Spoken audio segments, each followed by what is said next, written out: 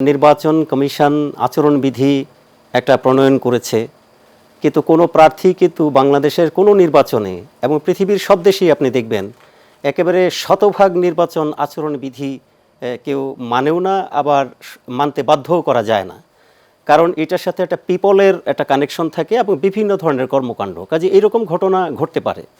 তো এই ধরনের বাকবিতণ্ডা বা এরকম বিচ্ছিন্ন কিছু ঘটনার জন্য যে একটা ঝুঁকির সৃষ্টি হয়েছে আমি সেটা মনে করি না। কিন্তু ঝুঁকি যেটা সৃষ্টি হয়েছে আমি যেটা মনে করি, আপনি যদি পরিসংখ্যান এবং তাত্ত্বিক বিশ্লেষণ থেকে আসেন তাহলে ঝুঁকিটা কোথায়? ঝুঁকিটা হচ্ছে, আপনি দেখেন বাংলাদেশে 1991 থেকে 2008 পর্যন্ত নির্বাচনগুলো যদি আপনি পর্যালোচনা করেন, সেখানে আপনারা দেখবেন যে বাংলাদেশে যে কয়েকটা রাজনৈতিক দল, নিবন্ধিত রাজনৈতিক দল, তার মধ্যে একটা এই মুহূর্তে কার্যক্রম নিষিদ্ধ করা আছে। এখন নিবন্ধিত রাজনৈতিক দলের মধ্যে যেমন আওয়ামী লীগ আছে, বিএনপি আছে, জাতীয় পার্টি আছে, বিভিন্ন বাম দল আছে, জামাতে ইসলামী আছে। এখন একটা আন্দোলনের মাধ্যমে এই সরকার প্রতিষ্ঠিত হয়েছে এবং একটা লক্ষ্যের দিকে তারা এগোচ্ছে।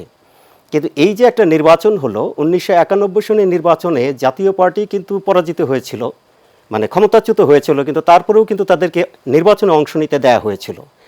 এখন আমরা দেখতে পাচ্ছি 1991 থেকে 2008 পর্যন্ত যে ভোটের যে ধারা, তাতে সবচেয়ে বেশি সংখ্যক ভোট কাস্ট হয়েছে আওয়ামী লীগ 38%, আপনি যদি ধরেন 38.8% হয়, বিএনপির 34.6% হয়, জাতীয় পার্টির আপনার 10.6% হয়, জামাতে ইসলামীর 7.41% হয়।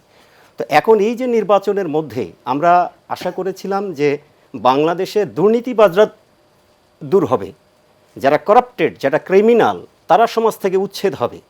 কিন্তু এই যে আপনি দেখেন প্রায় 4 থেকে 5 কোটি ভোটার আছে যারা আওয়ামী লীগের সমর্থক ছিল, তারা কিন্তু আওয়ামী লীগের এই করাপ্টেড লোকদেরকেও সমর্থন করেনি। সমর্থন করেনির জন্যই কিন্তু সরকারটা টিকে থাকতে পারলো না।